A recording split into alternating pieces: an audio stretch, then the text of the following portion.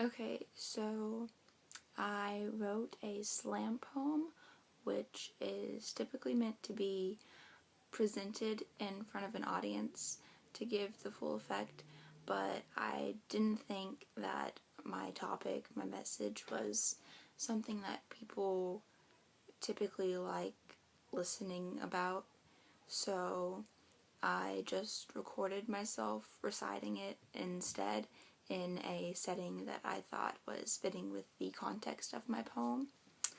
And I trimmed it down and I typed it up, and basically my message, my story is about my experiences with sexual assault and how I learned to cope with that, and basically the way I learned to take care of myself.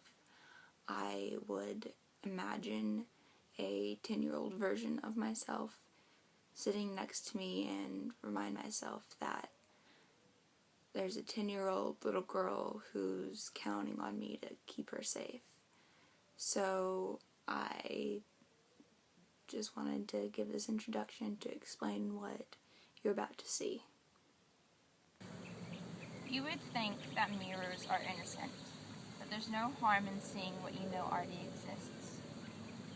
I unclench my fists and blood rushes past my wrist, and as my hands reawaken, I reach out to dust off my mirror, and I look. But the smooth surface of my skin is not reflected in the smooth surface of the glass. Anyone else would need a microscope to see the fractures like cobwebs that dusted across my vision. And as I looked closer, I saw it wasn't the mirror that was broken, it was me. I was shattered, like a porcelain doll, like the doll the world wanted me to be, small and fragile and voiceless. I tried to tell them that I was broken, but their words painted over my cracks. The denial smoothed my hair back into place, their callousness cradled my face, and dear, you're lucky it's just a scratch.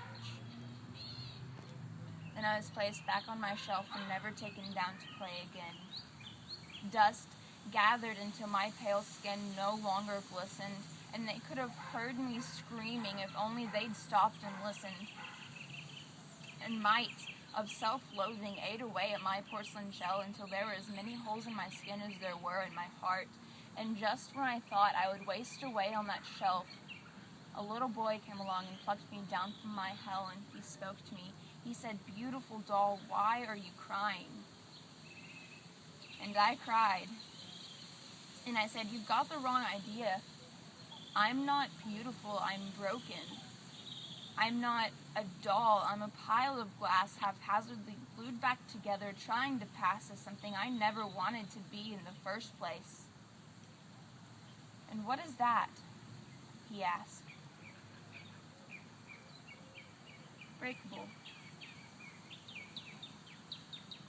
You're probably wondering, what's the point? What do you mean, broken? But let me tell you about the night I realized I'd become a doll. His doll. Someone's property. A thing to own and be played with as he pleased. You know exactly what I'm talking about.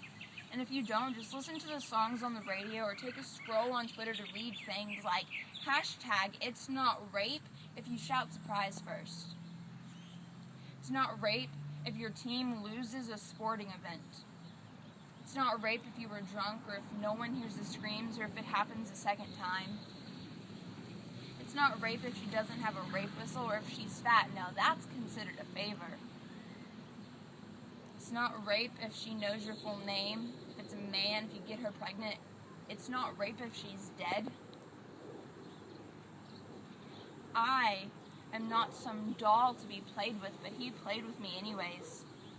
He carved hate into my skin, and the cold of his hands felt like the cold in his eyes when he sent a shiver into my soul and whispered things like, "You're the only girl I ever want to take like this, like I'm so lucky. I'll never need to fuck another woman, like that is the greatest compliment. And oh, feel that, someone's having fun, like my body wasn't my own worst enemy at the time. now there is a constant itch under my porcelain skin that I can't reach, and I'm scared to think about what that means. Because his presence has been with me for so long that I've lost who I am and forgotten who I was, and this wasn't my plan, though I don't know what was.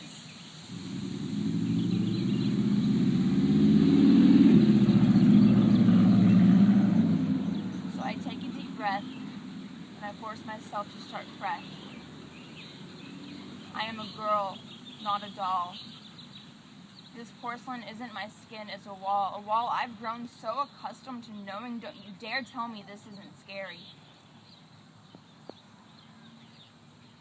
But I even my breathing, and I try to ignore this feeling that's freezing me in my place, and I tell myself that believing is my key to healing and feeling relief. I start to peel away the casing he placed on me, and through the cracks, I see 10-year-old me. She's waiting for me to be the inspiration she needs to know she doesn't have to be what everyone thinks. She needs me to be the one to say, it's gonna be okay. There's gonna be a day where you don't think you can stay and live under this weight that he placed on you, but you are not alone, and you are not broken. You're not worthless, and if you can't find meaning in anything else that I've spoken, know this. The mirror isn't your enemy. It is a tool. In it, you will learn to fall in love with yourself. I turn to my own mirror, and the cobwebs are gone. 10-year-old me wraps her arms around my neck, she kisses my cheek, and she says, I know, because you showed me.